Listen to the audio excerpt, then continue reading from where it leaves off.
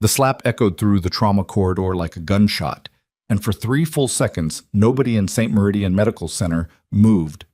Monitors kept beeping, a ventilator kept hissing, but every nurse, every resident, every orderly standing within 40 feet of Trauma Bay 6 froze because a uniformed military officer had just struck a nurse across the face hard enough to split her lip, and she hadn't even raised a hand to stop him. She just turned back to the dying man on the table like the blow had been nothing more than a gust of wind.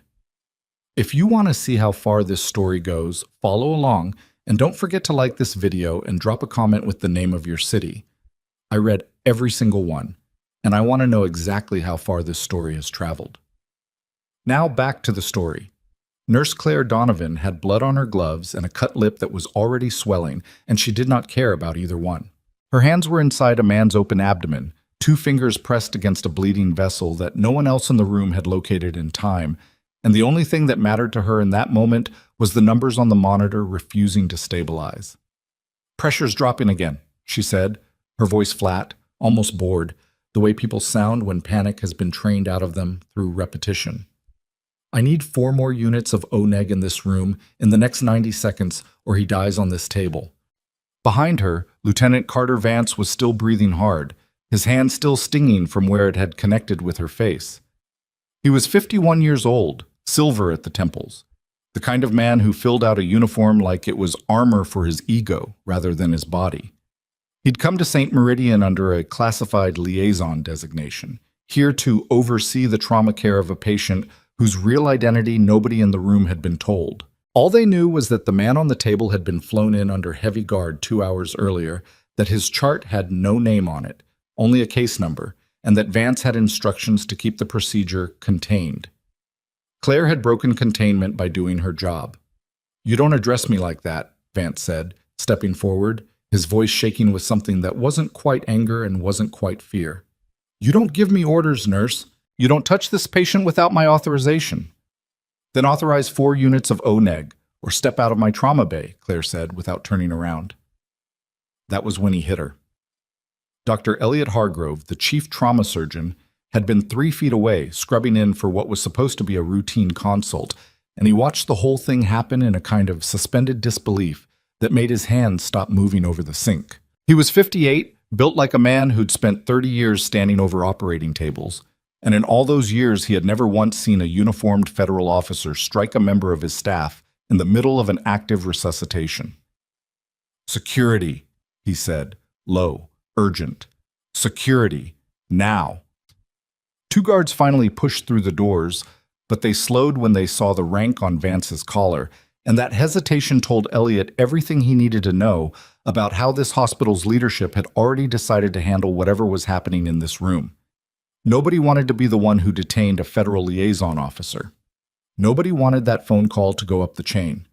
Claire didn't wait for them to decide. She called the blood bank order herself, voice steady, and within 60 seconds, 2 units of O-negative were running into the patient's line while a resident named Priya Anand stood frozen by the door, staring at the red mark blooming across the nurse's cheek. "She's not reacting like a nurse," Priya whispered to the resident next to her, not quite able to look away. "She's reacting like someone trained for this, like someone who's been shot at before." Nobody answered her. Nobody had time. The patient's pressure climbed back into a survivable range 12 minutes later. Claire finished closing the bleeding vessel herself under Elliot's direct supervision, not because protocol required it, but because she was simply faster and more precise than the second-year resident who'd been assigned the case. And faster and more precise mattered more right now than whose name went on the chart. When the patient was finally stable enough to move to the ICU, Claire stripped off her gloves, dropped them in the biohazard bin, and pressed a square of gauze to her own split lip without a word of complaint. "You're bleeding," Elliot said. "I'm aware," Claire said. Vance had retreated to the corner of the room, his composure cracking at the edges now that the adrenaline of the moment had drained out of him and left something colder and more calculating in its place. He understood, even in his fury, that he had just done something that couldn't be undone with an apology. So instead of apologizing, he did what men like him always did. He went on offense. "That nurse is insubordinate," he announced, loud enough for the whole corridor to hear, straightening his jacket like it could restore the authority he'd just bled out of the room. She obstructed a federally classified procedure. She disregarded a direct order from a ranking liaison officer. And frankly, Doctor, I'm stunned you allow staff like her anywhere near a sensitive case. I want her terminated by end of shift. Elliot looked at him for a long moment. You struck her. She put her hands on a patient I had specifically instructed her not to touch. She put her hands on a man who was bleeding out, Elliot said. That's her job. Not when I tell her otherwise, Vance snapped. Do you understand the chain of command you're operating under right now, Doctor? This hospital agreed to cooperate with federal oversight on this case. That cooperation does not include letting your staff override my instructions because she's decided she knows better. Claire said nothing. She didn't defend herself. She didn't ask for an apology. She simply walked to the nearest supply cart, grabbed a fresh pair of gloves, and checked the chart of her next patient as though the entire confrontation had already evaporated from her memory. That silence unsettled Elliot more than the slap had. He pulled her aside an hour later, in the relative privacy of the staff lounge, the kind of room that always smelled like burnt coffee and industrial disinfectant, no matter how many times it got cleaned. You're not going to file a complaint, he said. It wasn't really a question. What would it change? Claire said. She was sitting with an ice pack pressed to her jaw, looking less like a woman who'd just been assaulted and more like a woman waiting out a mildly annoying delay. He's federal. I'm hospital staff. You think administration is going to side with me over a liaison officer attached to a classified case? You don't know that. I know exactly that, Claire said. I've seen this play out before. Something in the way she said it made Elliot pause. Where? Claire just looked at him, and for the first time since he'd hired her 18 months ago, Elliot Hargrove understood that he had no idea who this woman actually was. He'd seen her resume during onboarding, competent, unremarkable, a string of ER rotations across 3 states. Nothing that explained the way she'd handled a gunshot wound to the femoral artery last spring with the calm of a woman counting groceries. He'd chalked it up to talent. Now, watching her ice her own face without flinching, he started to wonder if talent was the wrong word entirely. I'm pulling your personnel file, he said. You're allowed to, Claire said. There's nothing in there. She was wrong about that, though she didn't know it yet. There was something in there. It just wasn't where anyone had thought to look. That night, after his shift technically ended, Elliot sat alone in his office with Claire Donovan's HR file open on one monitor and a secure hospital terminal open on the other. The HR file was exactly what she'd said it would be. 3 pages, unremarkable. A basic employment history that listed her credentials, her certifications, her 2 prior hospital postings. It read like the file of someone who had simply always been a nurse. But there was a single line buried in her benefits documentation, a cross-reference code for Veterans Healthcare Coordination that Elliot almost skipped past entirely. It was the kind of administrative detail nobody ever looked at twice. He looked at it twice.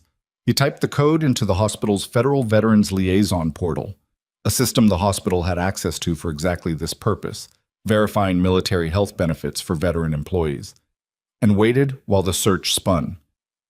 What came back wasn't a standard veterans record. It was a redaction notice. Access restricted, clearance required, contact Department of Defense Records Office for further inquiry. Elliot sat back in his chair, the office suddenly feeling very quiet. He'd run hundreds of veteran healthcare cross-references in his career. He had never once seen a redaction flag like this attached to a basic record check. This wasn't the kind of restriction that came from privacy law. This was the kind of restriction that came from something classified. He thought about the slap.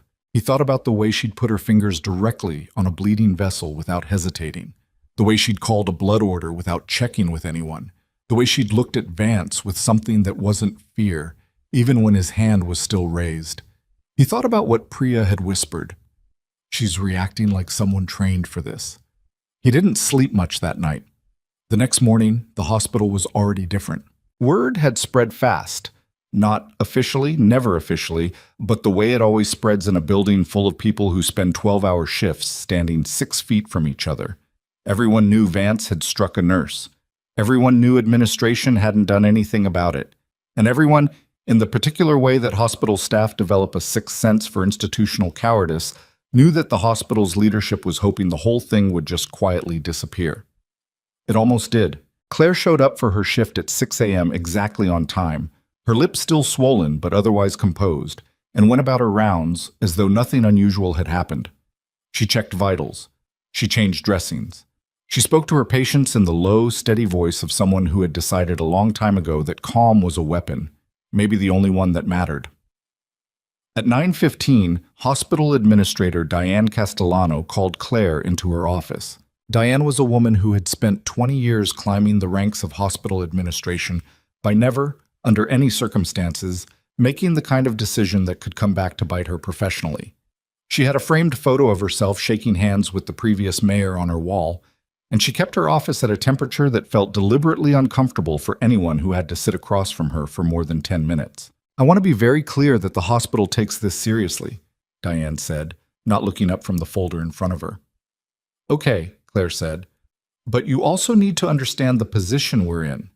Lieutenant Vance is here under a federal cooperation agreement tied to a classified patient case.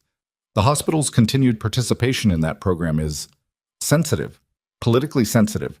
I'm not saying what happened to you wasn't serious. I'm saying we need to handle this delicately." "You want me to drop it?" Diane finally looked up. "I want you to consider what's best for everyone involved." Claire studied her for a moment, and there was something in her expression that wasn't quite anger. It was closer to recognition, the look of someone watching a pattern repeat itself exactly the way she'd known it would. "You're going to fire me," she said, "aren't you?" Nobody said anything about termination. "You don't have to say it," Claire said. "I can see where this is going." Diane folded her hands. "Lieutenant Vance has formally requested that you be removed from any further involvement with his case, citing insubordination. Given the sensitivity of the situation, the hospital has decided to place you on administrative leave, effective immediately, pending review. For doing my job. For obstructing a federal officer during an active procedure. I stopped a man from bleeding to death while a federal officer stood in my trauma bay shouting about authorization," Claire said, her voice still level, still calm, but with something colder underneath it now. "And he hit me for it, in front of 6 witnesses, and your response is to suspend me. It's administrative leave. It's not permanent." "It's the same thing with better lighting," Claire said. She didn't yell. She didn't slam the door on her way out, didn't make a scene in the hallway, didn't give anyone the satisfaction of watching her fall apart. She walked out of Diane Castellano's office, collected her things from her locker in 11 efficient minutes, and left street. Meridian Medical Center through the staff exit without saying goodbye to anyone, because she had learned, a long time ago in a place far from this hospital, that the people who survived institutional betrayal were the ones who didn't waste energy being surprised by it. Elliot found out 20 minutes later when he went looking for her to ask about the redaction flag and found her locker already empty. "She's gone?" he asked Diane, standing in the doorway of the administrator's office with the kind of controlled fury that came from a man who almost never raised his voice. "You suspended her? For getting assaulted?" "It's not that simple, Elliot. It's exactly that simple," he said. "I watched it happen. I watched him hit her, and I watched her keep working anyway. And now you're telling me she's the one who gets walked out of the building?" "The federal liaison's complaint. The federal liaison committed assault in my trauma bay." "And we are not equipped to adjudicate that," Diane said, her voice climbing now, defensive. "We are a hospital, not a courtroom. We need to protect this institution's relationship with federal oversight, and right now that means making sure Lieutenant Vance doesn't have any further reason to escalate this." Elliot stood there for a long moment, and then he said something that surprised even himself. "You have no idea what you just suspended." "Excuse me?" "Nothing," Elliot said, already turning to leave. "Forget it." He didn't tell her about the redaction flag. He didn't tell anyone. He went back to his office, pulled the secure terminal back up, and stared at the same restricted access notice from the night before, and made a decision that would have seemed reckless to anyone who didn't already understand what kind of man he was. He picked up the phone and called an old colleague, a former Army surgeon he'd served alongside briefly during a humanitarian deployment 15 years earlier, a man who now sat on a Department of Defense medical advisory board. "Elliot," the voice on the other end said, warm and tired in equal measure, "it's been a while. I need a favor, Marcus, and I need it discreetly. That's usually how favors go with you. I have an employee whose veteran's record came back with a Department of Defense redaction flag," Elliot said. Full restriction, no further information available without classified clearance. I need to know what that means, in plain language, for someone in my position. There was a pause on the other end, long enough that Elliot wondered if the call had dropped. What's her name?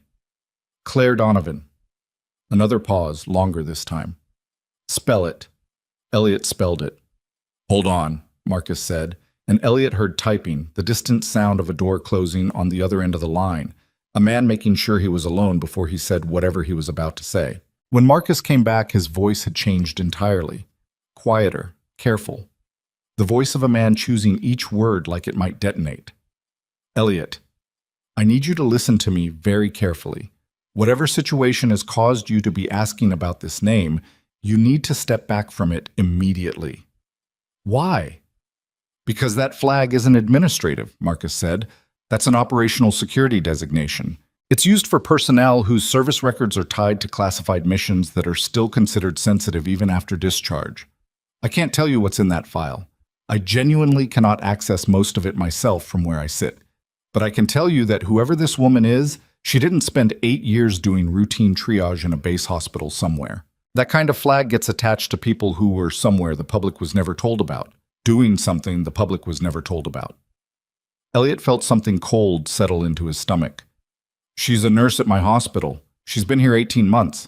I've watched her work 100 shifts. Then you've been watching someone who used to be a lot more than a nurse, Marcus said. Be careful who you talk to about this, Elliot. I mean that. If a federal liaison officer is already circling her, somebody up the chain already knows exactly who she is. The question you should be asking isn't what she did. It's why a man with federal authority showed up at your hospital and decided the smartest move was to get her removed before anyone started asking questions.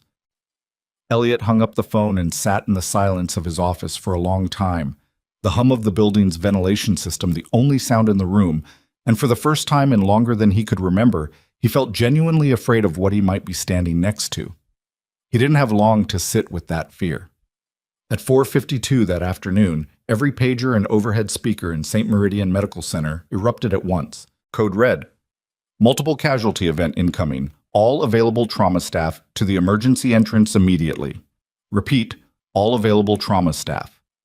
A commuter rail collision on the elevated track 6 blocks from the hospital had derailed 2 cars at high speed, and the first wave of casualties was already inbound.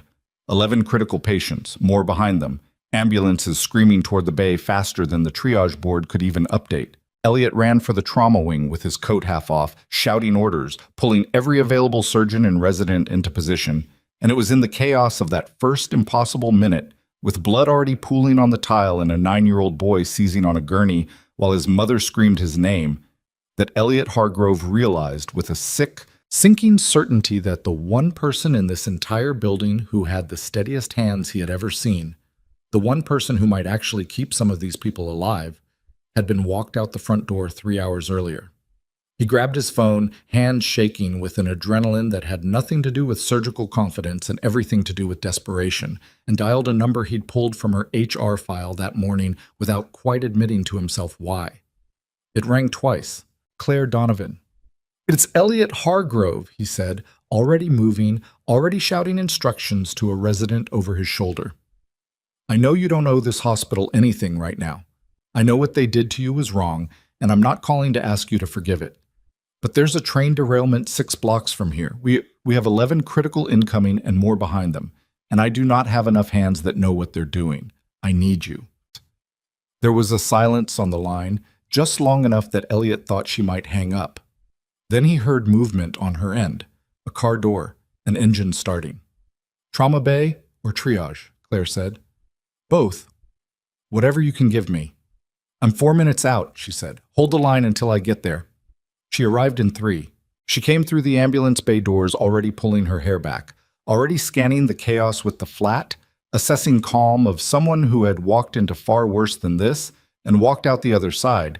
And within 90 seconds of arriving, she had taken over triage for the second wave, calling priority levels with a speed and precision that made 3 different residents stop what they were doing just to listen to her voice cut through the noise. "This one first. Compound fracture's not the problem. Listen to his lungs.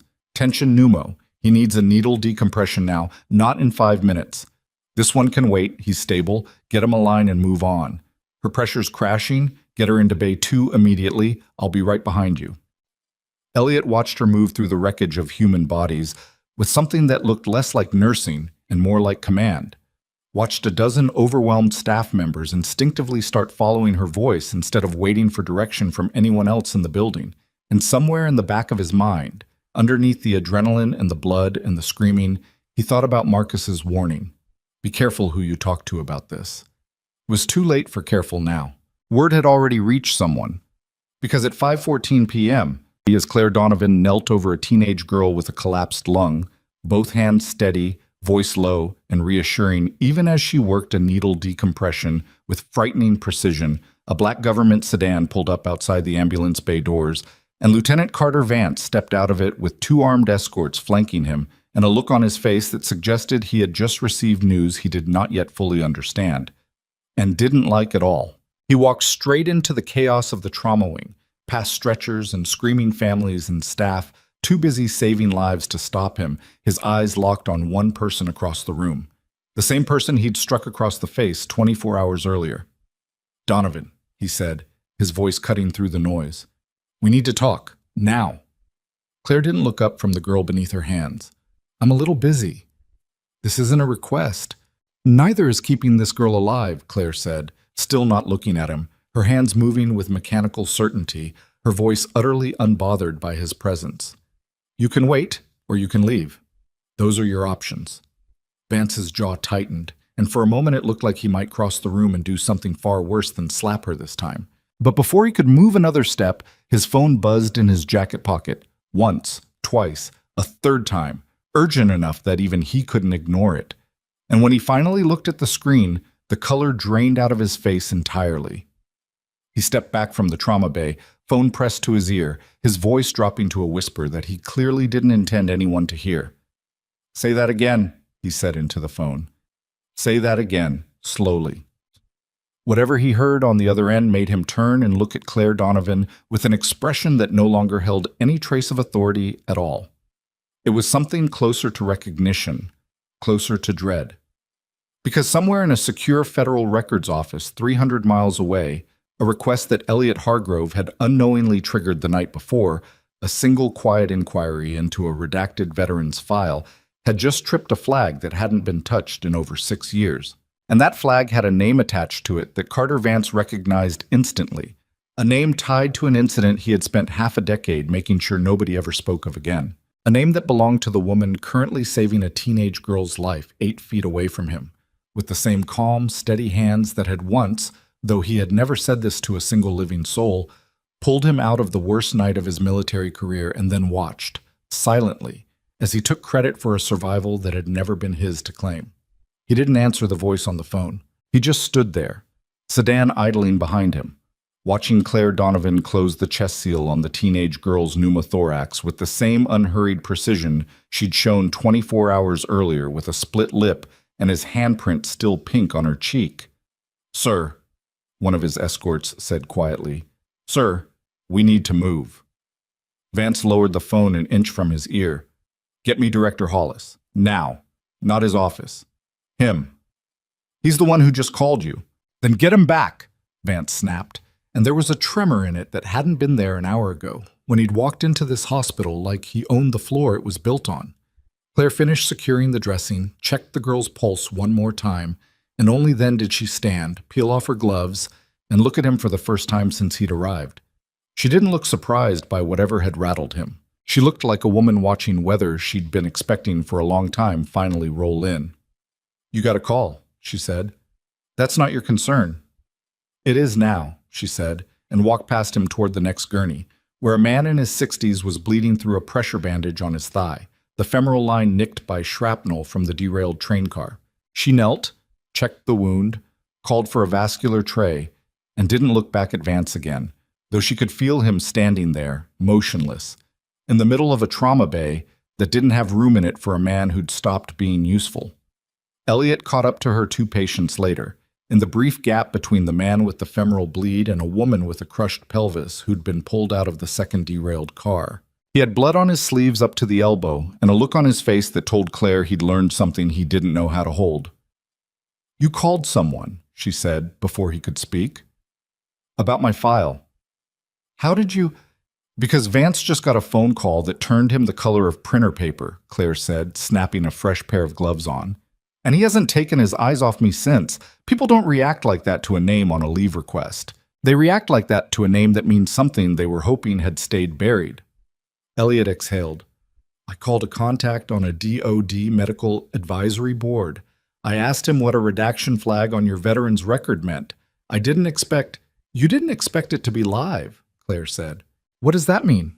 It means somebody's still watching that file, Claire said, and for the first time since he'd met her, Elliot heard something underneath her calm that wasn't calm at all. Something old and tired and braced for impact. It means whatever happened didn't get closed. It got buried. And buried things don't like being touched. Claire, I have a patient, she said, and moved on, because that was the only thing she knew how to do when the ground started shifting under her. Keep both hands on someone else's wound and let her own bleed quietly underneath the gauze. The mass casualty event consumed the next 90 minutes entirely. 11 critical patients became 14 as a second ambulance wave arrived from a secondary collision caused by spectators who'd stopped on the overpass to film the wreckage. One of their cars rear-ended hard enough to send a windshield through a teenager's forearm. Claire moved through all of it like she'd been built for exactly this kind of math.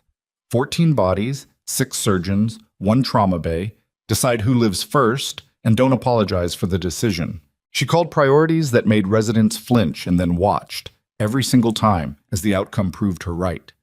A man with a head wound that looked catastrophic but was actually superficial got bumped behind a quiet, conscious woman whose internal bleeding wasn't visible on the surface at all. Claire caught it from the color of her lips and the speed of her breathing before anyone had even run a scan. How do you know that? A resident named Owen Bracken asked her, breathless, jogging to keep pace as they wheeled the woman toward imaging. He was 26, 2 years into his residency, the kind of young doctor who still believed competence was something you accumulated slowly through textbooks and time. Pulse is too fast for the pressure she's reading, Claire said. Skin's the wrong color for what the monitor says. Monitor's lying. Body's not. They didn't teach us that. They will, Claire said. Eventually. Or they won't, and you'll learn it the hard way, on someone you can't afford to lose.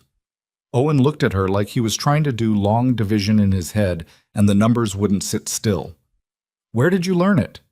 Claire didn't answer that one. She just kept walking, and Owen, smart enough not to push twice, let it go. By 7:40 p.m., the wave had finally crested.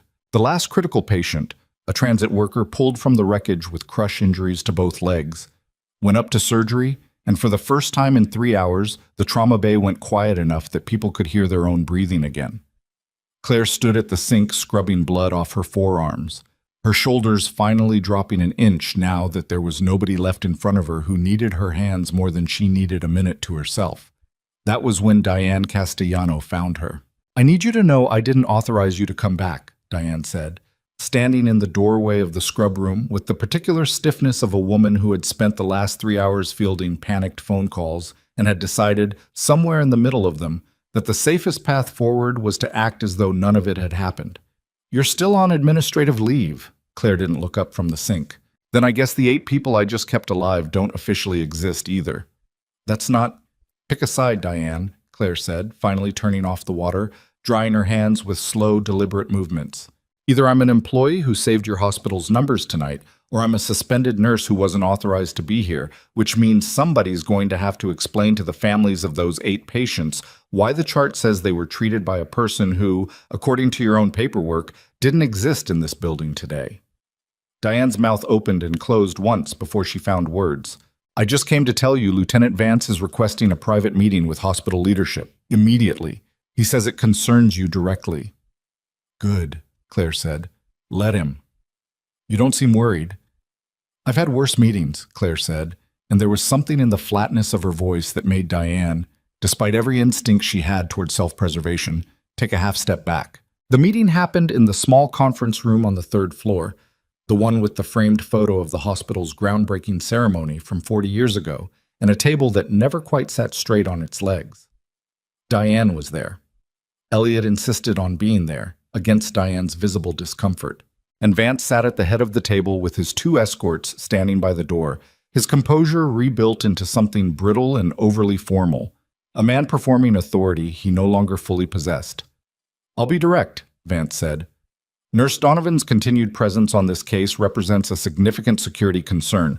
I'm formally requesting that the hospital terminate her employment, effective immediately, and that all records pertaining to her involvement in yesterday's incident and today's mass casualty response be sealed under federal cooperation protocol." "Sealed," Elliot repeated. "You want us to erase the fact that she saved 8 lives tonight?"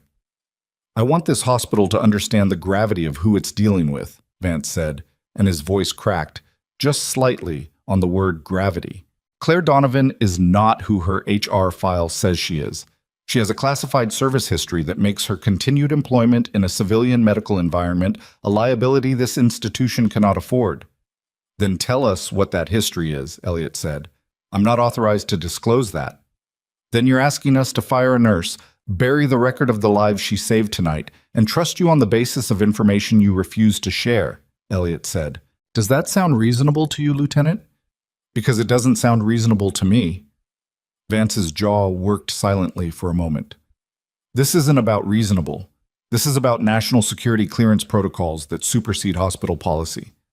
"This is about you," Claire said. Every head in the room turned to her.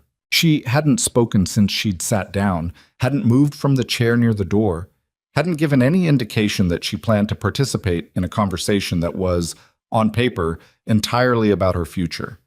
Now she leaned forward, and her voice, when it came, was quiet in a way that somehow filled the entire room more completely than shouting would have.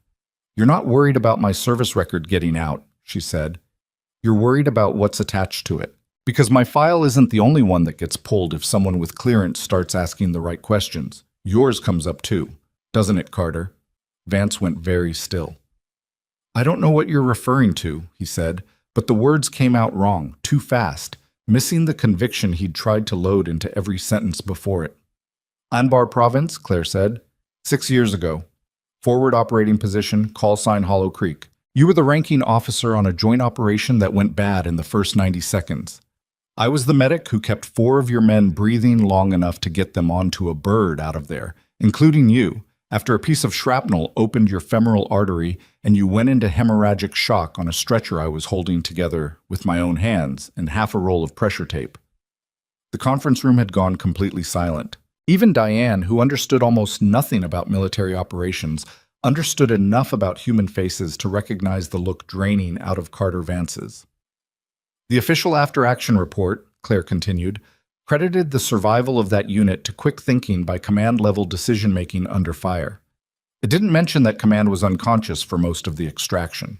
It didn't mention that the medic who held that position together was a 26-year-old woman who'd been told, in writing 2 weeks earlier, that women in her specialty weren't being considered for forward command medic roles because of, and I'm quoting the memo here, operational comfort concerns among male personnel. It didn't mention any of that. It mentioned you, because you wrote it. That report was classified, Vance said, his voice barely above a whisper now. How do you... I was there, Claire said. I don't need clearance to remember my own hands. Elliot was staring at her now, with an expression that had stopped being shock and started becoming something closer to awe. But Claire wasn't looking at him. She was looking at Vance, and there was no triumph in her face, no satisfaction, nothing that looked like revenge being savored. There was only exhaustion, the particular exhaustion of someone who had carried a secret heavier than the people around her could understand and had finally set it down on a table where it could be seen. You buried me afterward, she said. Not loudly, not all at once, just slowly. Reassignments that never quite made sense. Performance reviews that didn't match what my CO actually told me to my face. A discharge packet that came through faster than it should have, with a note in it recommending I not be considered for advanced combat medic certification due to, again I'm quoting, demonstrated inconsistency under operational stress. Inconsistency. The same hands that kept you breathing for 40 minutes on a stretcher. And I let it happen because fighting it meant going up against the same man whose life I'd just saved, and who was by then already being put up for a commendation that mentioned my name exactly 0 times. That's not... Vance started. And then I got out, Claire said, cutting him off, her voice climbing now, finally, for the first time, showing the edge underneath the calm. I got out and I became a nurse because it was the closest thing to what I knew how to do, and I built a quiet life out of it, and I never once tried to use what happened in Anbar against you. Not once. Not when I saw your name come up on a transfer roster 2 years ago. Not when I found out you'd made lieutenant on the back of an operation I bled to keep from being a total disaster. I let it go. And then you walked into my trauma bay yesterday and hit me in front of 6 witnesses because I wouldn't let you interfere with a patient who was dying in front of us. So no, Carter, I'm not the liability in this room. Nobody spoke for almost 10 full seconds. The framed photo on the wall, the 40-year-old groundbreaking ceremony, seemed like the only thing in the room not holding its breath. This is a federal matter, Vance finally said, but it came out hollow, a man reciting a line from a script he no longer believed in. I'll need to escalate. Escalate, Claire said. Please. I'd love to see how that conversation goes once someone above you reads the after-action report next to the personnel actions that followed it. Vance stood up so fast his chair scraped hard against the floor, and for a moment Elliot thought the man might actually come around the table at her, the way he had in the trauma bay. But the 2 escorts by the door shifted slightly, and something in their posture, a kind of professional discomfort, the look of men who'd been ordered to stand guard for a superior officer and were beginning to suspect they didn't fully understand who they were guarding, made Vance check himself. This isn't over, he said, and walked out, his escorts falling in behind him, leaving the conference room ringing with a silence that felt, to Elliot, like the air after a gunshot. Diane sat frozen at the head of the table for a long moment before she finally spoke. I need to make some calls, she said, and left without looking at either of them, her phone already in her hand. Elliot waited until the door clicked shut before he turned to Claire. Anbar Province, he said quietly. Forward Command Medic. You weren't a combat medic attached to a unit. You were running medical operations for a strike team. I was a lot of things, Claire said. None of them are on my HR file. Why didn't you ever say anything about what he did to your career? Claire was quiet for a moment, looking down at her own hands. The same hands that had just 12 hours apart, both absorbed a slap and held a stranger's life together with pressure tape and certainty. Because the version of me who came home from Anbar didn't think anyone would believe a junior medic over a decorated lieutenant, she said. And honestly, Elliot, for a long time, I didn't think I deserved to be believed either. They tell you you're inconsistent enough times, you start hearing it in your own voice. And now? Now he hit me in front of cameras and witnesses in a civilian hospital, Claire said, standing, smoothing down her scrubs with hands that had finally, almost imperceptibly, begun to shake now that the room had emptied of anyone who needed her to look unshakable. Now there's no version of this where he gets to bury it quietly. That's the only thing that's different. Elliot didn't have an answer for that. He just nodded and walked her down to the staff lounge and got her a cup of the same burnt coffee from the day before, and sat with her in a silence that felt less like the absence of conversation and more like 2 people finally exhausted enough to stop pretending they understood everything that was happening around them.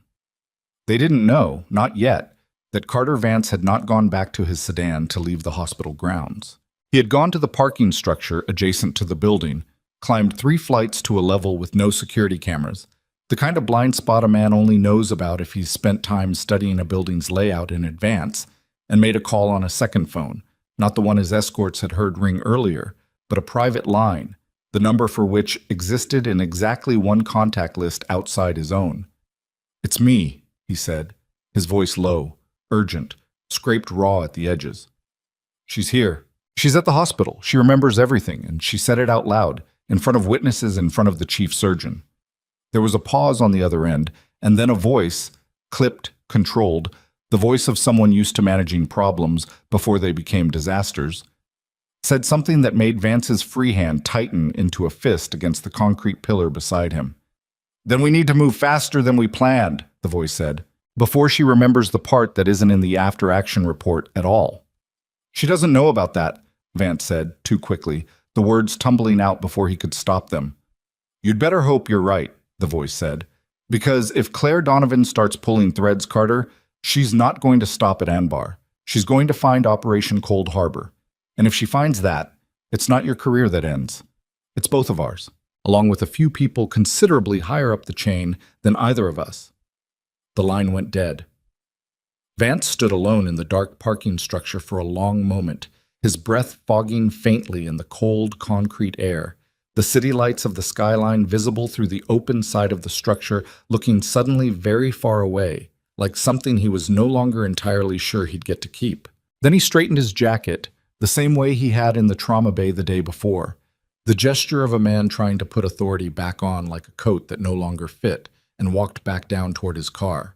He didn't see the figure in the stairwell who had heard every word of the call. A hospital security guard doing a routine sweep of the structure's upper levels, a quiet, unremarkable man named Desmond Ruiz, who had absolutely no idea what Operation Cold Harbor was, but understood with total clarity that he had just overheard two federal-adjacent men discussing the need to silence a hospital employee before she remembered something. Desmond didn't confront him. He didn't say a word. He simply waited until Vance's car pulled out of the structure, pulled his own phone from his pocket with hands that weren't quite steady, and called the only person in the building he trusted enough to tell. "Dr. Hargrove," he said when Elliot picked up, "I need you to come down to the parking structure, now. And you need to bring Nurse Donovan with you. I think somebody just threatened to kill her, and I think they meant it." Elliot didn't ask questions. He grabbed Claire by the arm hard enough that she turned, ready to snap at him, and the look on his face stopped her before she got a word out. "Parking structure," he said. "Desmond says somebody just threatened to kill you. He heard it happen." Claire's face didn't crumble the way Elliot half expected. It sharpened instead, the exhaustion of 20 minutes ago burning off like fog, replaced by something he recognized now for what it actually was. Not calm exactly, but a kind of cold readiness, the look of a woman recalibrating threat assessment in real time. "Which level?" she said. "Third." "He's waiting by the stairwell." She was already moving, and Elliot found himself half jogging to keep pace with a woman who, 12 hours ago, he'd thought of as competent but unremarkable. There was nothing unremarkable about the way she moved now. Low, efficient, scanning corners before she crossed them, the kind of movement that didn't come from nursing school. Desmond Ruiz was waiting exactly where he said he'd be, a heavy-set man in his 40s with a flashlight gripped a little too tightly in one hand, visibly relieved to see them, and visibly trying not to show how rattled he was. "He was right there," Desmond said, pointing to a concrete pillar near the structure's open edge. "Talking on a second phone, not the one his guys carry for him. I only caught the tail end, but I heard him say your name. Said you remembered everything. Said it out loud in front of witnesses. The other voice said they needed to move faster than planned. Said if you started pulling threads, you wouldn't stop at..." He paused, glancing down at a scrap of paper in his other hand, clearly having scribbled it the second he hung up with Elliot. "Anbar. Said you'd find something called Operation Cold Harbor. Said if you found that, it wasn't just his career that ended. It was both of theirs. And some other people higher up." Claire went very still. "Say that again," she said. "The name." "Operation Cold Harbor." Something moved behind Claire's eyes, fast and involuntary, like a door swinging open on a room she'd spent 6 years nailing shut. Elliot watched it happen and felt his stomach drop before she said a single word. "You know what that is," he said. "I know what it isn't," Claire said carefully.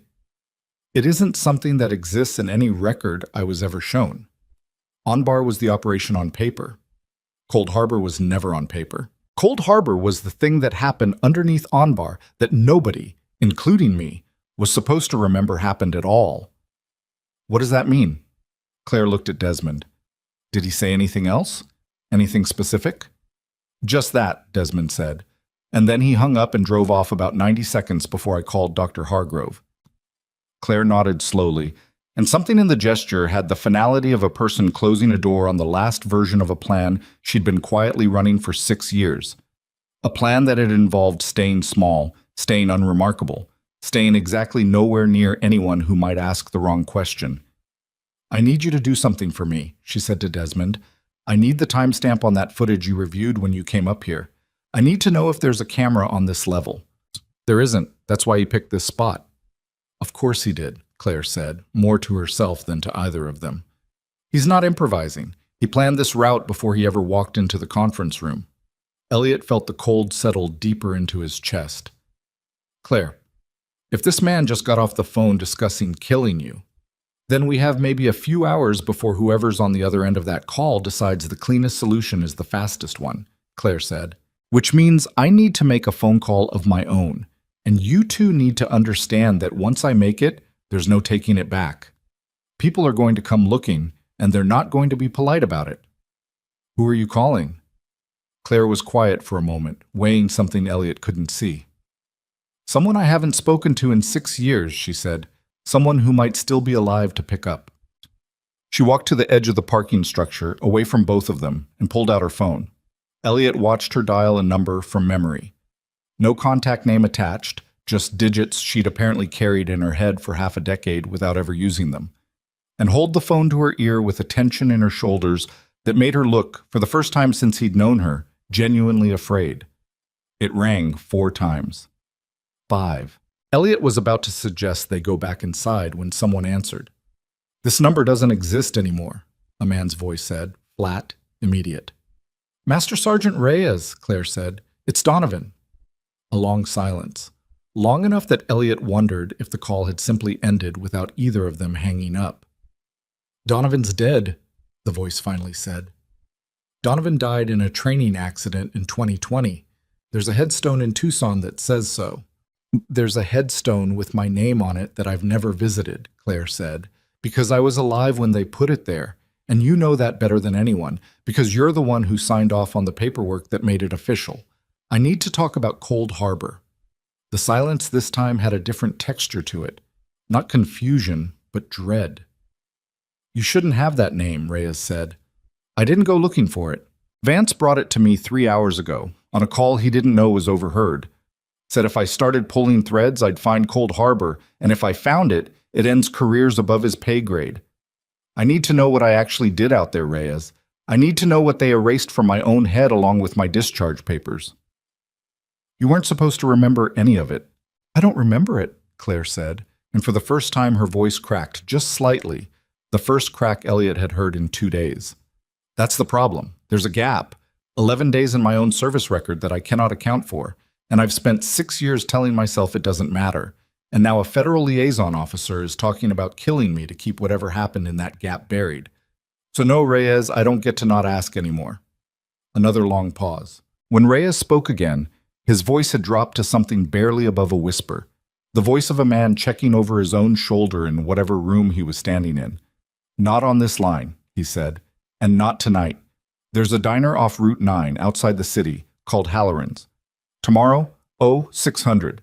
Come alone. And Claire," he paused, "watch who you trust between now and then. Cold Harbor wasn't just an operation, it was a cleanup. And cleanups don't like loose ends walking around hospitals giving interviews to chief surgeons." The line went dead before she could respond. Claire stood at the edge of the parking structure for a long moment, phone still pressed against her ear out of pure inertia, staring out at the city lights without really seeing them. When she finally turned back to Elliot and Desmond, her face had reorganized itself into something harder, more guarded. The face of a woman who had just been told in no uncertain terms that the quiet life she'd built for herself over 6 years had already ended, whether she was ready for that or not. "I need a favor from both of you," she said, "and I need you to understand that saying yes might put you in danger too." "You don't even have to ask," Elliot said. Desmond nodded once, jaw set. "Whatever you need. I need this conversation to never have happened, officially. I need you to act starting right now like you have no idea Vance threatened me, no idea about Cold Harbor, no idea I made this call. If anyone asks, you came up here because of a maintenance report, and I happened to be with you because Dr. Hargrove wanted to discuss my reinstatement." "And unofficially?" Elliot asked. "Unofficially, I need somewhere safe to sleep tonight that isn't my apartment. Because if Vance gave that address to whoever's on the other end of that call, I'd rather not be there when they come looking." Elliot didn't hesitate. "I have a guest room. Nobody at this hospital knows where I live outside of HR, and HR isn't who we're worried about." Claire studied him for a moment, the kind of assessment that felt less like gratitude and more like risk calculation. Was this a man she could trust with her actual location, her actual vulnerability, after 6 years of trusting almost no one with either? Whatever she found in his face seemed to satisfy something in her. "Okay," she said. "Okay. Thank you." They left the parking structure separately, on Claire's insistence, taking different routes to Elliot's car so that anyone watching the building's exits would see a surgeon leaving alone and a nurse leaving 20 minutes later in a different direction entirely, only to loop back through a side street and into his passenger seat 3 blocks away. It was the kind of precaution that felt almost absurd in the moment, paranoid, cinematic, except that Elliot kept thinking about Desmond's face when he'd repeated the words he'd overheard, and the absurdity drained out of it fast. Elliot's house was a modest 2-story on a quiet street, the kind of home that belonged to a man who'd spent most of his adult life at work and treated his actual residence as little more than a place to store furniture between shifts. His wife had passed 4 years earlier, cancer, fast and merciless, and he'd never quite gotten around to changing much of anything since. So the guest room Claire found herself standing in still had a faintly unused smell, sheets that had been washed but rarely slept on. "It's not much," Elliot said, hovering in the doorway like a man unused to having anyone else in his house at all. "It's safer than my apartment," Claire said. "That's all that matters tonight." She sat on the edge of the bed once he'd gone back downstairs, and for the first time in 2 days, with no patients in front of her and no administrator threatening her job, and no federal officer hovering at the edge of her vision, she let herself feel the full weight of what was happening. Her hands, steady through every trauma bay crisis of the last 48 hours, were shaking now, small and persistent, the adrenaline finally draining out of her system and leaving raw nerve behind. 11 days. She had built an entire life around the fact that there were 11 days in her own memory that simply didn't exist. 11 days she'd assumed for 6 years were lost to concussion, to the chaos of triage, to the ordinary fog of a brain that had been through too much in too short a window. She had never once let herself consider that the gap wasn't damage, it was design. Someone had taken those 11 days out of her on purpose, and had done it well enough that she hadn't even known to be angry about it until tonight. Downstairs, Elliot poured himself a drink he didn't really want and sat at his kitchen table with his own phone in front of him, staring at the contact information for Marcus, the DoD advisory board colleague who'd warned him just yesterday to step back from this entirely. He didn't call. He understood now, with a clarity that hadn't been available to him 24 hours earlier, that every phone call he made was a door he was opening for someone else to walk through, and he had no way of knowing anymore which doors were safe. He didn't sleep much either. Vance didn't sleep at all. He sat in his car 3 blocks from street, Meridian for almost 40 minutes after the call ended, running through the conversation with the voice on the other end of the line. A man he knew only as Director Hollis, a name attached to a position so deliberately vague that Vance had never once seen it written down on an organizational chart. Hollis had told him to move faster. Hollis had not told him how, which left Vance in the particular agony of a man who'd been given an order with the details deliberately withheld, the classic structure of deniability. If it went wrong, it would be his hands that were dirty, not Hollis's. He drove home eventually, to the rented condo he'd kept for the 18 months of this assignment, and found, when he opened his laptop at his kitchen counter, a single new email waiting in an account he almost never used, one reserved exclusively for communications tied to operations that didn't officially exist. The subject line was blank. The body contained 4 words. Asset location required by 0800. Vance stared at it for a long time, feeling something in his chest that he hadn't felt since OnBar. Not fear of dying, which he'd made peace with a long time ago, but fear of being the instrument of something he could no longer pretend he didn't understand the shape of. He had spent 6 years telling himself that what happened to Claire Donovan's career was simply the unfortunate cost of protecting an operation too sensitive to survive scrutiny. He had told himself that often enough that he'd half believed it. But asset location required by 0800 wasn't a request to bury a record. It was a request to find a person, and there was only one reason anyone needed a person's location with that kind of urgency. He closed the laptop without responding, poured himself a drink stronger than the one Elliot had poured 3 miles away, and sat in the dark of his rented kitchen with the weight of a decision he hadn't made yet but knew he couldn't avoid much longer. Claire was up before 5, dressed and quiet, moving through Elliot's kitchen with the same efficient silence she brought to a trauma bay.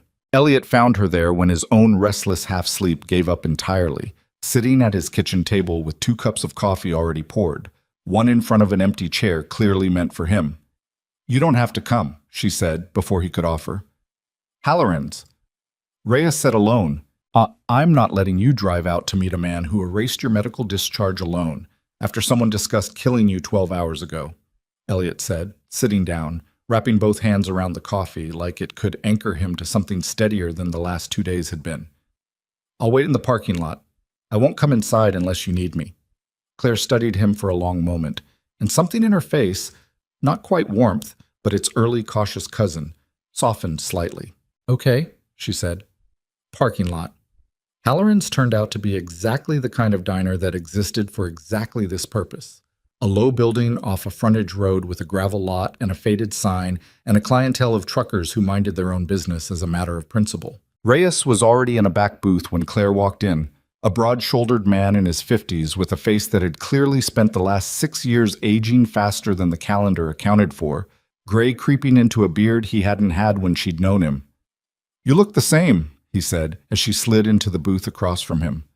That's either good or terrifying, depending on how you look at it. You look like you've been carrying something, Claire said.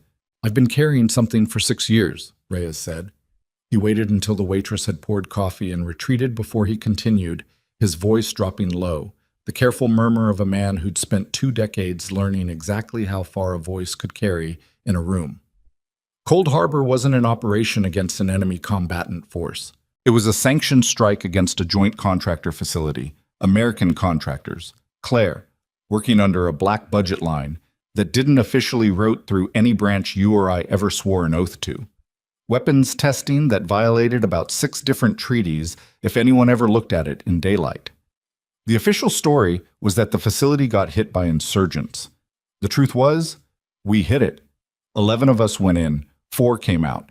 You were one of them, and you weren't there as a medic. You were there because you'd flagged the facility's medical waste disposal records 8 months earlier, during a routine humanitarian audit, and figured out what kind of testing was actually happening based on what kind of bodies were coming through their incinerator. Claire sat very still, her coffee untouched, listening to a version of her own history that felt simultaneously impossible, and somewhere deeper than memory, true. The way a forgotten dream feels true the instant someone else describes it back to you. I don't remember any of that, she said. You're not supposed to, Reyes said. After Cold Harbor, 4 of you went through a memory suppression protocol that was technically illegal, even under the loosest interpretation of operational security law. They called it cognitive risk mitigation in the paperwork. What it actually was wiping 11 days out of 4 people's heads using a combination of pharmaceutical intervention and repeated narrative reinforcement during your medical recovery so that by the time you were discharged, you genuinely believed the gap was concussion-related memory loss. I know because I was the one who signed the transport manifest that got you to the facility where it happened. You did this to me. I followed an order, Reyes said, and for the first time his composure cracked, something raw bleeding through. I've spent 6 years telling myself that distinction matters. It doesn't, not really. I knew what they were going to do to you and the other 3, and I signed the paperwork anyway, because I was told it was the only way to keep all of you out of a military tribunal for unauthorized engagement of a domestic-linked contractor facility. I told myself I was protecting you. Where are the other 3? Reyes's face went somewhere darker. Lindqvist died in a car accident in 2021. Single vehicle, dry road, no skid marks. Park ruled it accidental. Osei died 18 months ago. Heart attack, 41 years old, no cardiac history. And Boone? He stopped. Boone what? Boone disappeared 4 months ago, Reyes said quietly. Walked out of his apartment in Spokane and never came back. No body, no trace. His sister filed a missing persons report that went nowhere because his last known employer on paper doesn't exist. Claire felt something cold settle into her chest that had nothing to do with the diner's air conditioning. 3 out of 4, she said. 3 out of 4, Reyes confirmed. You're the last one, Claire. And 6 years of nobody touching you suggests they thought the suppression held. It held until a federal liaison officer with a guilty conscience walked into your hospital and slapped you in front of witnesses smart enough to start asking who you really were. Vance was there, Claire said slowly, putting pieces together in real time. At Cold Harbor. Vance ran communications for the operation, Reyes said. He's not the architect of any of this. He's middle management with a security clearance and a guilty conscience he's been drowning for 6 years. The man giving him orders, the one he answers to, that's who you need to worry about. Hollis. I need a name, a real one, not a title. I don't have one, Reyes said. Nobody below a certain level ever gets one. That's the whole design of it. Keep the structure deniable from top to bottom. I can tell you Hollis sits on something called the Interagency Medical Logistics Oversight Board, which sounds boring enough that nobody's ever once asked a follow-up question about what it actually oversees. Claire absorbed that in silence for a moment, and then she asked the question that had been sitting underneath everything else since the parking structure the night before. Why are you telling me all of this now? You could have stayed quiet. You've stayed quiet for 6 years. Reyes looked down at his coffee, and when he looked back up, there was something genuinely tired in his face. The exhaustion of a man who'd been keeping a ledger of his own complicity for half a decade. Because Boone disappeared 4 months ago, and Osei died 18 months ago, and Lindqvist died in 2021. And I keep waking up every morning waiting to hear that you're next. And some part of me decided I'd rather tell you the truth and let you decide what to do with it than spend whatever time you have left lying to you the way I lied to all of you the first time.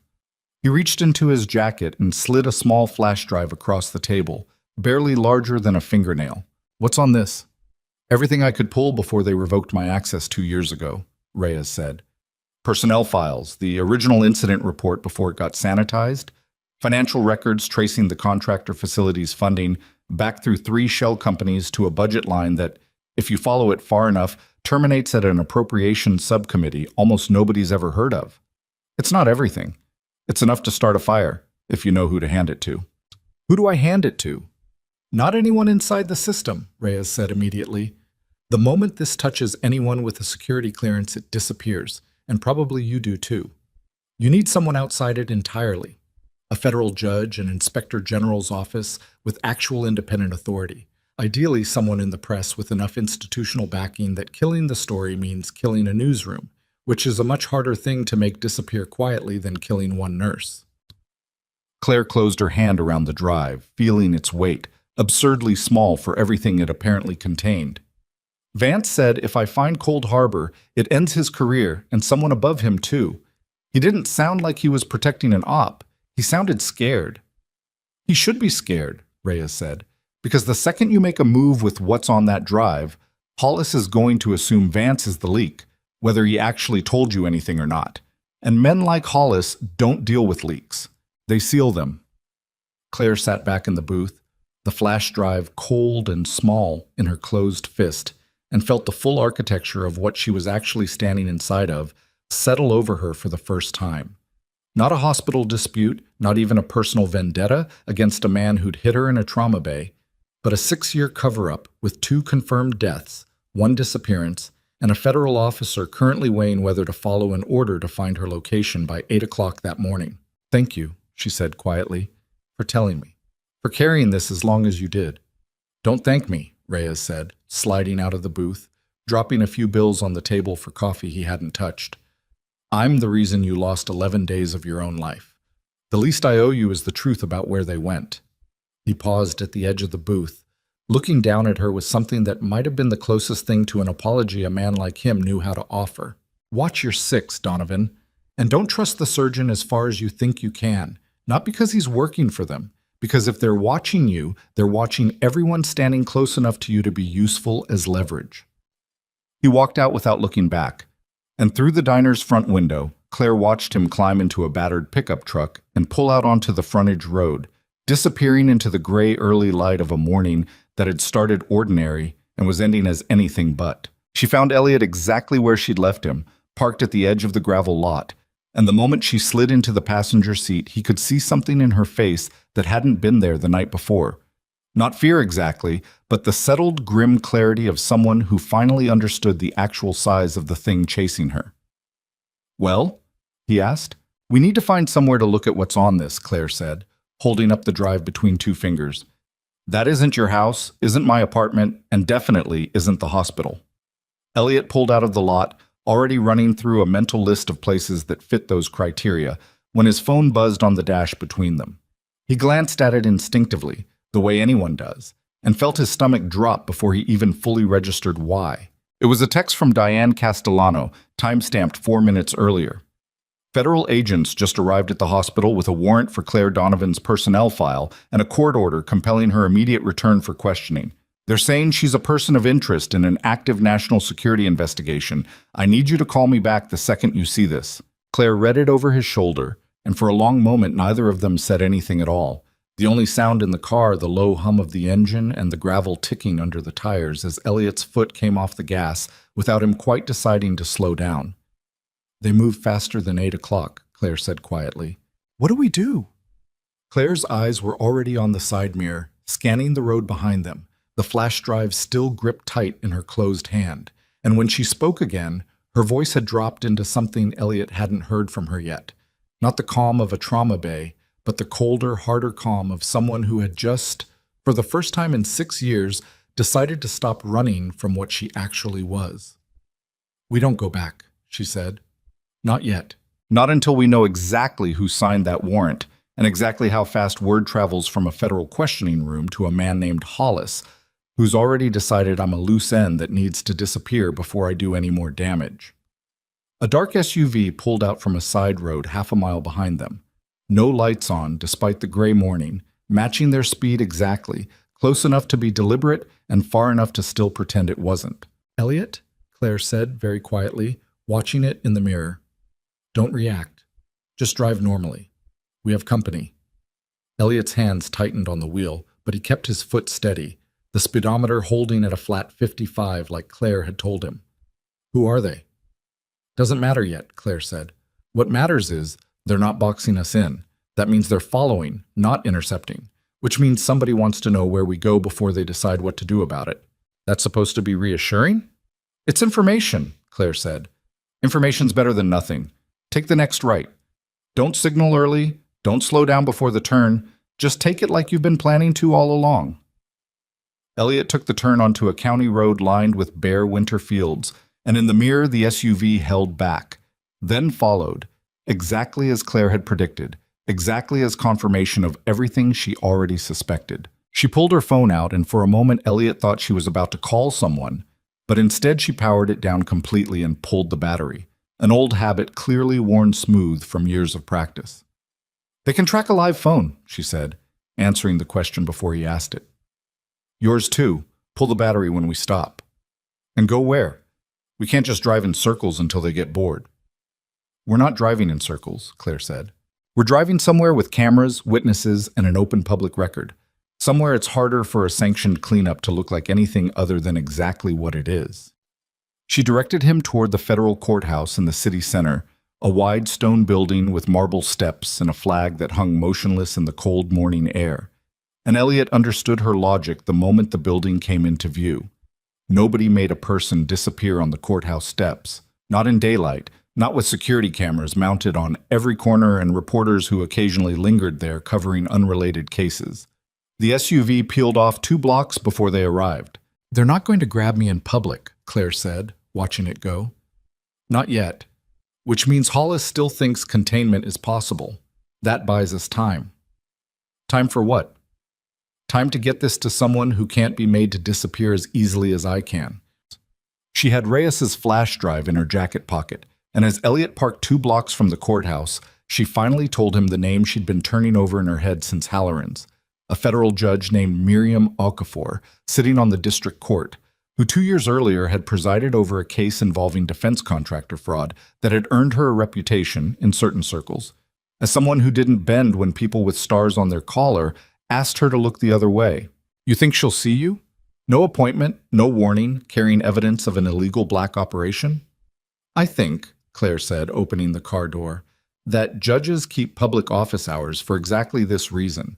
And I think Judge Okafor has spent her entire career building a reputation she's not going to risk for anyone. Which means if I walk into her chambers with proof of a cover-up involving 2 deaths and a disappearance, she's not going to be the one who makes me vanish.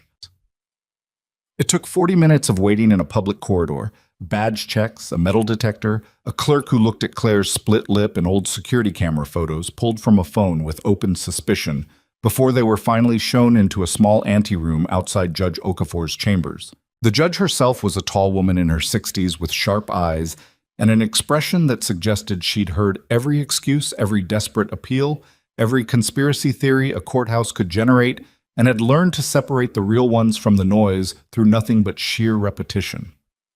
"You have 10 minutes, she said, not looking up from the file in front of her. "Make them count."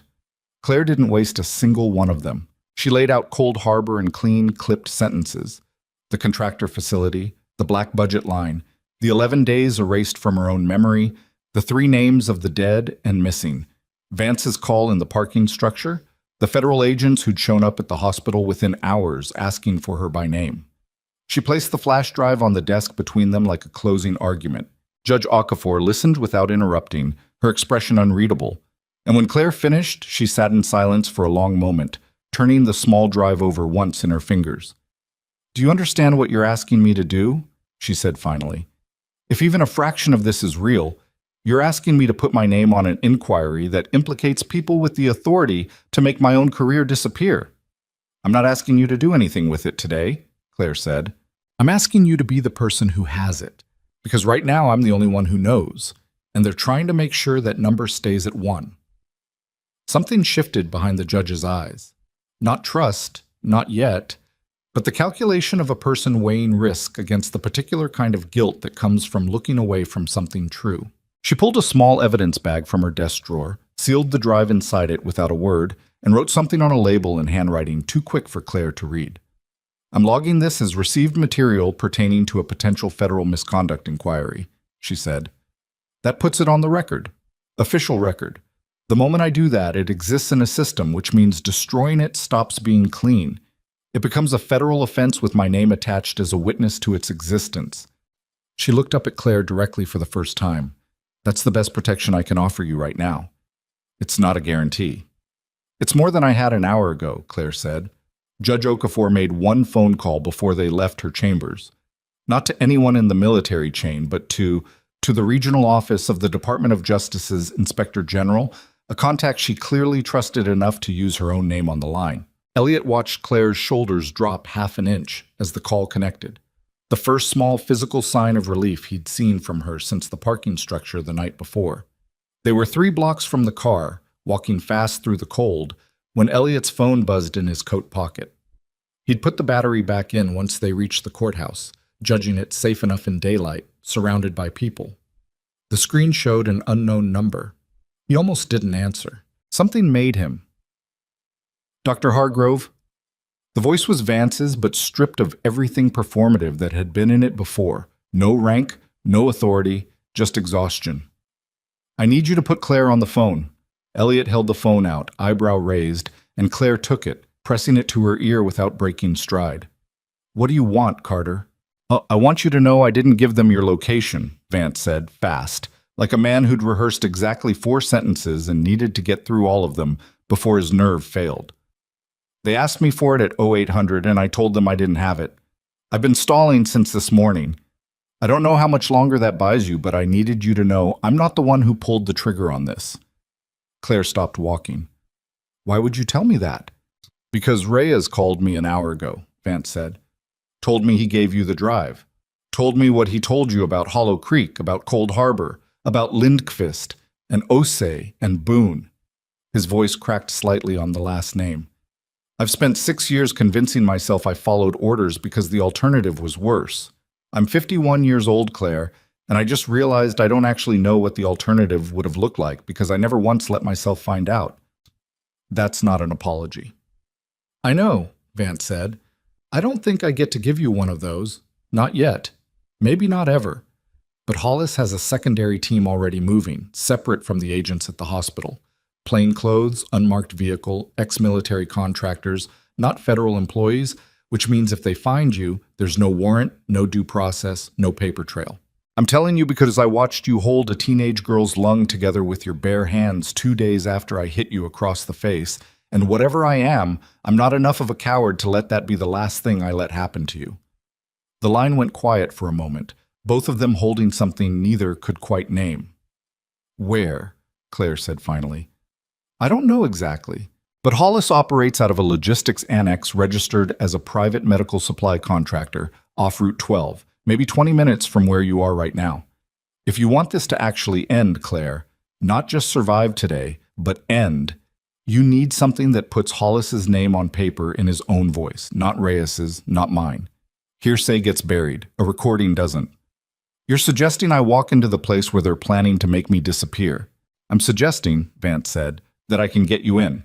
I still have clearance for the annex. Nobody there knows yet that I've stopped being useful to them. If I bring you in under pretense of debrief, you'd have maybe 10 minutes before anyone realized something was wrong. That might be enough to get Hollis talking. Elliot, standing close enough to hear the shape of the conversation, if not every word, was already shaking his head, mouthing, "No, this is insane." But Claire held up a hand, asking for a second, weighing something that had nothing to do with safety and everything to do with 6 years of silence finally reaching its breaking point.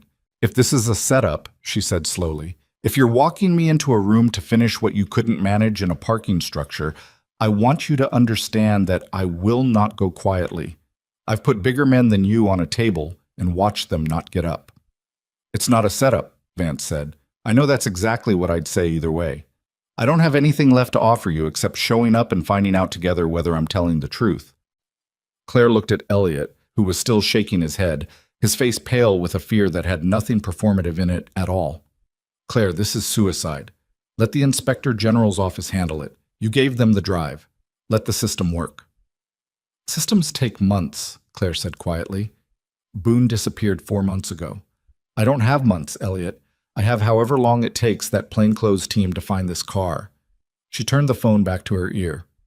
"I need a recording device. Something small, something they won't find in a pat-down." "I can get you one," Vance said. "Meet me at the annex parking lot in 30 minutes. North entrance, not the main one. There's a loading dock that doesn't run through the main checkpoint." Claire hung up and handed Elliot his phone back, and for a long moment neither of them spoke, the cold wind cutting down the street between them. "I'm not letting you do this alone," Elliot said. "You're a trauma surgeon, not an operator. You'd be a liability in there, and worse, you'd be leverage if anything went wrong." Claire's voice softened just slightly, the first real gentleness he'd heard from her since this had all started. "I need you to do something else instead. Call Judge Okafor's office back. Tell them exactly where I'm going and exactly why, with a timestamp. If I don't call you within 90 minutes, that information needs to go straight to the Inspector General's office. No delay, no second guessing. And if you don't call because you're dead, then at least it won't have been quiet," Claire said. "That's the whole point, Elliot. 6 years of this staying quiet is exactly how it kept happening. I'm done being quiet." The annex sat at the edge of an industrial park 20 minutes outside the city, a low gray building with a sign reading Meridian Logistics Supply. Cold chain division, bland enough to draw exactly zero attention from anyone driving past. Vance was waiting at the loading dock exactly as promised, a small wireless transmitter pressed into Claire's palm with hands that weren't quite steady. "Tuck it under your collar," he said. "Range is about 200 feet. Recording to a cloud drive only I have access to right now. Hollis's office is 2nd floor, end of the hall. He'll want to know how I got you here without resistance. Tell him I convinced you a deal was on the table. Cooperation in exchange for the suppression files being permanently sealed instead of you facing legal exposure for Cold Harbor itself." "Am I facing legal exposure?" "No," Vance said, "but he'll want to believe you think you are. Fear's the only currency that's ever worked on people like him." The lobby was sterile, fluorescent, manned by a single bored receptionist who waved them through after Vance flashed a badge Claire didn't recognize. The walk down the 2nd-floor hallway felt longer than it should have. Every door they passed closed, every surface clean in a way that felt less like cleanliness and more like erasure, the architectural equivalent of a man who never left fingerprints. Director Hollis's office door was already open when they reached it, and the man behind the desk looked nothing like what 6 years of dread had built him into in Claire's imagination. He was unremarkable. Thin, gray-suited, somewhere in his 60s, with the kind of face that belonged to 1,000 mid-level government employees and would vanish from memory within minutes of meeting him. That, Claire understood immediately, was exactly the point. "Nurse Donovan," Hollis said, not standing, gesturing vaguely at the chair across from his desk. "Or should I say Specialist Donovan? It's been a long time since anyone called you that, I imagine. 6 years, Claire said, sitting, every muscle in her body deliberately loose, deliberately unthreatening, while underneath her collar, a small transmitter carried every word to a cloud drive. Elliot was, at this exact moment, sitting in his car, 2 blocks from the annex, watching upload. Lieutenant Vance tells me you're interested in a resolution, Hollis said. I want you to understand something before we proceed. What happened at the facility 6 years ago was sanctioned at a level that exists above any court you could bring this to, above any inspector general, above any judge with an opinion about jurisdiction. The men who authorized Cold Harbor are not men whose names appear in any directory you could access if you had clearance 10 levels higher than you'll ever hold again. Is that why you killed Linkfist? Claire said evenly. And Osei. Is that why Boone disappeared? Because they were inconvenient to men whose names don't appear in directories? Hollis's expression didn't change, not even slightly, and that absence of reaction told Claire more than any confession could have. Accidents happen to people under stress, Specialist Donovan, sometimes more than once. Say it, Claire said quietly. Say what you did, out loud. Just once. I authorized the operational cleanup of 3 personnel whose continued existence presented an unacceptable risk to a classified program, Hollis said, and there was something almost bored in the way he said it, the practiced cadence of a man who had said variations of this sentence in his own head so many times it had stopped costing him anything at all. I'm telling you this, Specialist, because you should understand exactly what kind of resolution is on the table for you. Cooperation, full debrief, permanent re-entry into a classified support role under my direct oversight. Or the alternative, which I think you're intelligent enough not to require me to spell out. Vance, standing near the door, had gone very still, his face the color of the gray suit across the desk from him. That's not a resolution, Claire said. That's a confession. For the first time, something flickered across Hollis's face, not quite alarm, but the cold recalculation of a man realizing, a half-second too late, that the conversation had stopped being one he controlled. Vance, he said slowly, not looking away from Claire. Check her. Vance didn't move. Lieutenant, check her for a transmitter, now. And in the silence that followed, the particular suspended silence of a room where every person understood exactly what was about to happen next, and exactly how badly it had already gone wrong for at least one of them, Carter Vance finally stepped forward, not toward Claire, but between her and the desk, putting his own body in the space where Hollis's hand had begun moving, slow and deliberate, toward the drawer at his right knee. Don't, Vance said, and his voice didn't shake this time. Director, think about what you're doing. There are people who know she's here. This isn't Cold Harbor. There's no jungle to bury this in. Hollis's hand stopped on the edge of the drawer, his eyes flicking between Vance's body blocking his line to Claire and the calculation visibly running behind his face.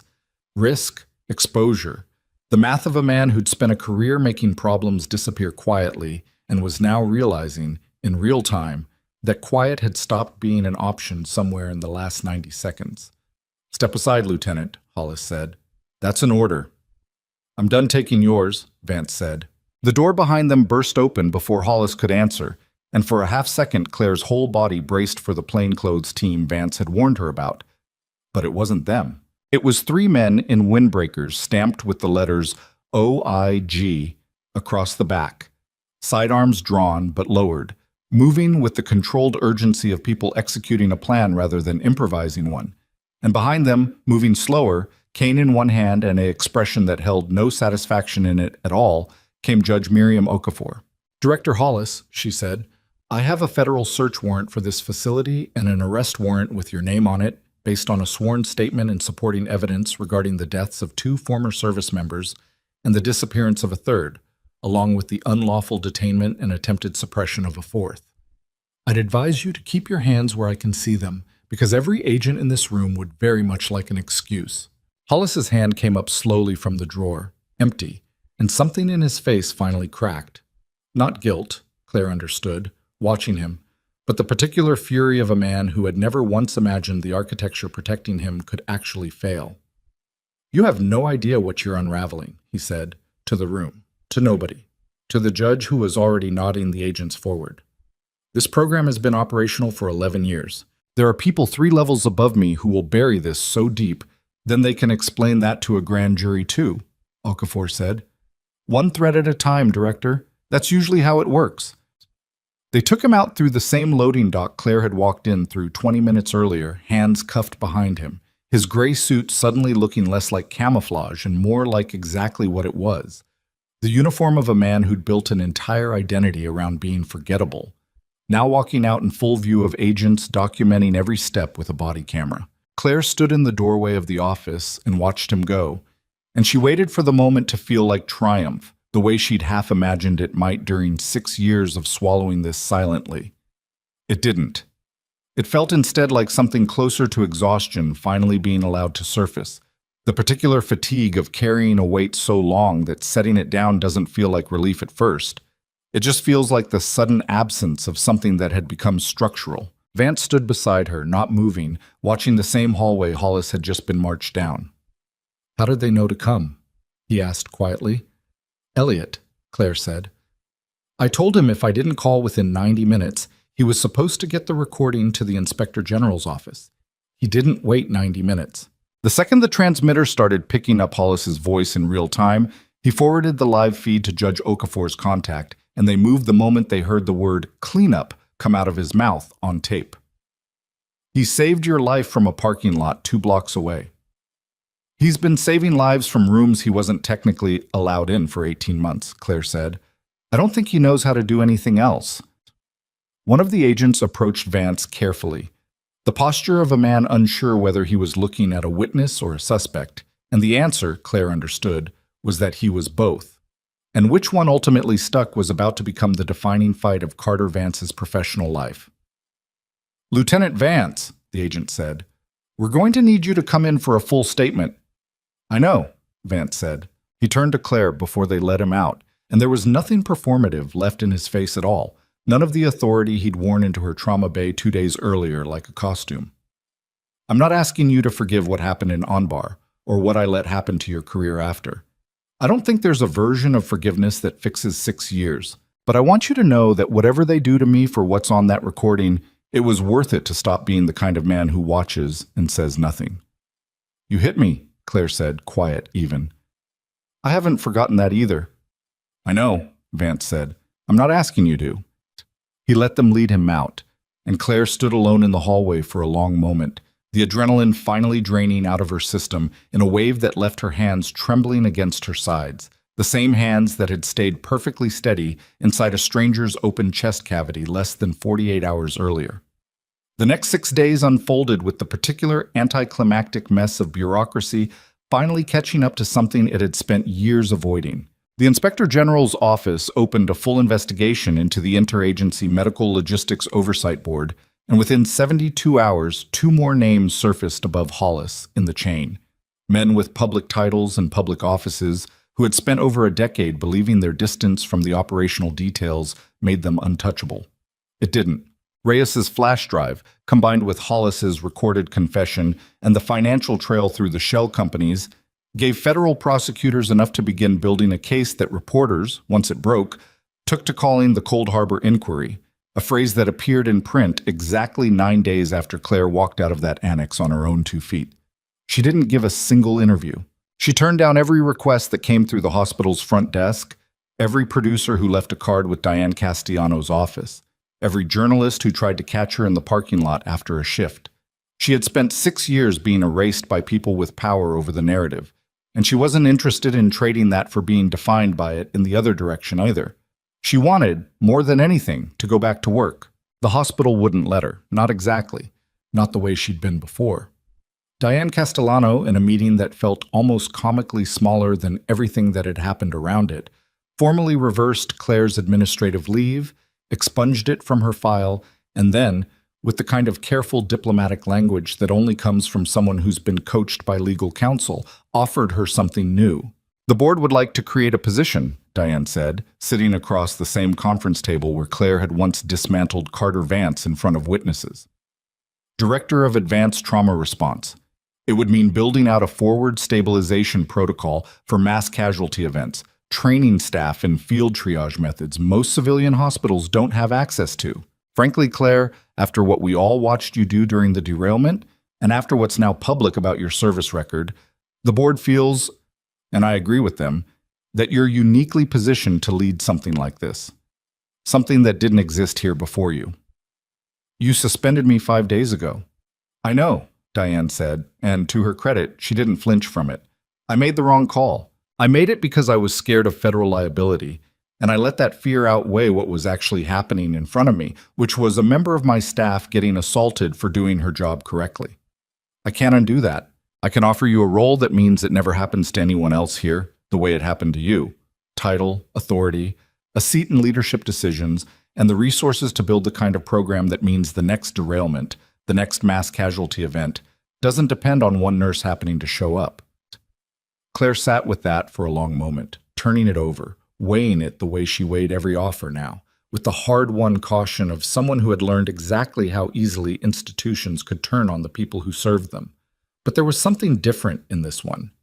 It wasn't an apology dressed up as a reward. It was a door, actually open, to the thing she'd spent 6 years quietly mourning without admitting it to herself. The chance to use everything Cold Harbor had cost her for something that didn't require burying who she was anymore. I'll take it, she said, on one condition. Name it. Owen Bracken gets pulled into the program as my first resident trainee. He asked me a question during the derailment that most doctors don't think to ask until it's too late to matter. I want people like that learning this early, not after they've already lost someone they could have saved. Diane almost smiled. Done. Elliot found her afterward in the empty trauma bay, the same one where this had all started 5 days earlier, standing where she'd once knelt with her fingers inside a stranger's abdomen while a federal officer's handprint bloomed red across her face. The room looked exactly the same. Claire didn't. Director of Advanced Trauma Response, he said. Has a nice weight to it. Feels strange, Claire admitted, having a title that actually matches what I can do, instead of one that's smaller than it on purpose. Get used to strange, Elliot said. I have a feeling it's going to keep happening to you. She looked at him for a long moment, this man who'd pulled her HR file out of stubborn curiosity and then driven her to a courthouse 2 days later with federal agents in the rearview mirror, who'd sat alone in a parked car forwarding a live recording to a judge because he refused to wait the full 90 minutes she'd given him.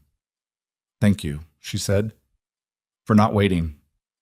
I figured 90 minutes was a long time to sit in a parking lot wondering if you were already dead, Elliot said. Turns out I was right not to risk it.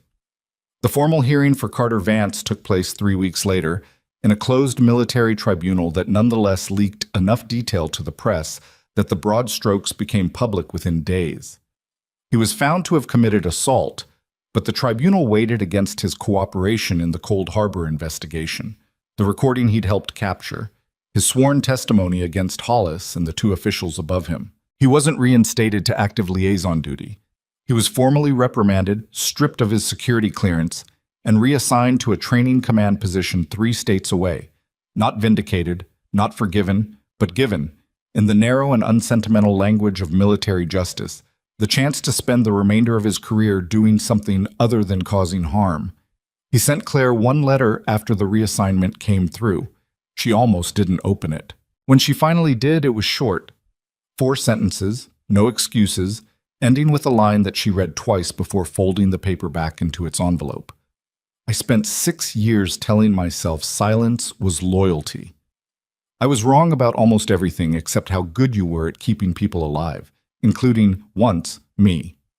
She didn't write back. Some doors didn't need an answer to stay closed for good reason, but she didn't burn the letter either. She kept it, folded small, in the bottom of a drawer she rarely opened, a reminder of exactly how much damage a person could cause while telling themselves they were simply following orders, and exactly how much it cost to finally stop.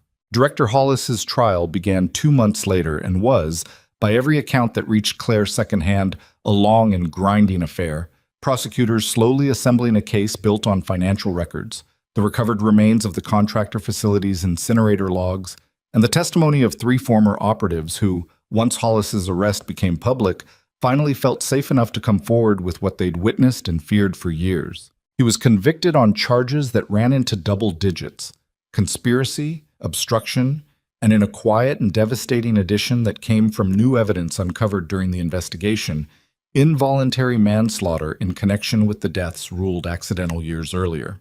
The two officials above him in the chain resigned within a week of each other, their names appearing in news coverage for exactly as long as it took the next crisis to bump them off the front page.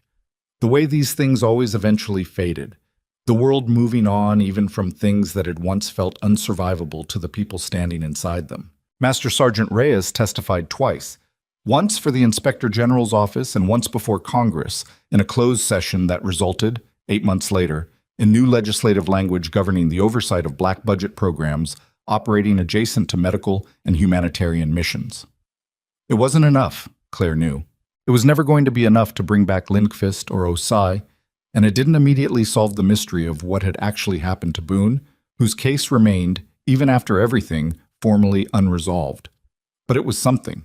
It was more than the silence that had swallowed all of it for 6 years, and Claire had learned, somewhere in the wreckage of the last several months, that something was usually where change actually started. Not in the clean, complete justice people wanted in the stories they told themselves, but in the slow, imperfect accumulation of small refusals to stay quiet. 6 months after the night she'd been struck in her own trauma bay, Claire stood at the front of a training room at St. Meridian, Owen Bracken seated in the front row with a notebook already half full of his own handwriting. 11 other residents and nurses watching her with the particular attention people give someone whose competence has been proven under conditions most of them would never have to survive. She'd built the curriculum herself over 4 months, late nights at her kitchen table with notes pulled from a service record that had finally, fully, been declassified and returned to her in its complete form.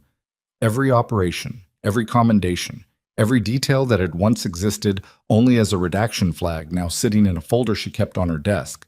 Not as a trophy, but as proof that what had happened to her had actually happened. That the years she'd spent doubting her own memory hadn't been imagination after all. Triage isn't about saving everyone, she told the room, the same flat, unhurried voice she'd used in the chaos of the derailment, now doing different work in a quiet classroom instead of a screaming trauma bay. It's about making the fastest correct decision with incomplete information and living with the weight of that decision afterward without letting it slow down the next one. You will be wrong sometimes. Everyone in this room will be wrong sometimes. The job isn't perfection. The job is showing up anyway with steady hands, even when the last thing you did wasn't steady at all. Owen raised his hand. Is that something they taught you? Wherever you learned this? Claire thought about Anbar, about Cold Harbor, about 11 days that had once been a void in her own mind and were now, finally, fully hers again. Every hour of it, the good and the unbearable both, returned to her not as a gift but as something she'd had to fight a 6-year war to reclaim. Nobody taught me that, she said. I learned it the hard way, from people who tried very hard to convince me it wasn't true. Turns out the only thing that actually proves what you're capable of is doing it anyway, especially when somebody with more authority than sense tells you that you shouldn't. She didn't tell them about the slap. She didn't need to. The story had already traveled through the hospital in the particular unstoppable way these things always did, growing slightly with each retelling, and by now most of the people in that room already knew some version of what had happened in Trauma Bay six months earlier. What mattered to Claire wasn't that they knew the story. What mattered was what they did with their own hands the next time someone underestimated them, and they had 30 seconds to prove that underestimation wrong. That evening, after the training session ended, she walked out through the same staff entrance she'd once used to leave the building in 11 efficient minutes, carrying nothing but a box from her locker and a wound she hadn't let anyone see her carrying. Now she walked out slower, in no particular hurry, past the trauma bay where it had all started, glancing in through the glass at the empty room. The monitors quiet, the floor clean, no blood on it tonight, no slap echoing down the corridor, nothing but the ordinary hush of a hospital between crises. She thought, standing there for just a moment, about every version of herself that had passed through rooms like this one. The medic who'd held a stretcher together with pressure tape in a province nobody back home could find on a map.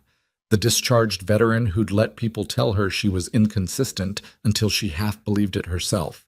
The quiet nurse who'd spent 18 months trying to be unremarkable on purpose. And the woman standing here now, finally whole, finally believed, finally done apologizing for the parts of herself that other people had found inconvenient.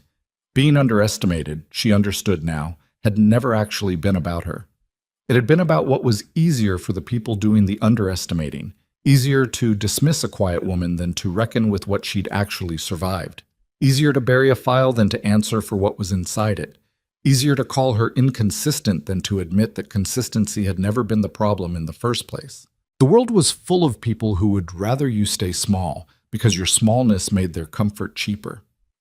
The only real defense against that, she'd learned, wasn't anger, and it wasn't even the truth eventually coming out, though that helped. It was simply refusing to disappear quietly. Showing up the next day anyway. Doing the work whether anyone was watching or not, until the proof became impossible to argue with. She pulled her keys out of her pocket, and for the first time in longer than she could remember, the parking lot didn't feel like a place she needed to scan for threats before crossing it. It just felt like the end of an ordinary shift, the kind she intended to have a great many more of, on her own terms, under her own name, with 11 days finally restored to a memory that belonged, at last, entirely to her.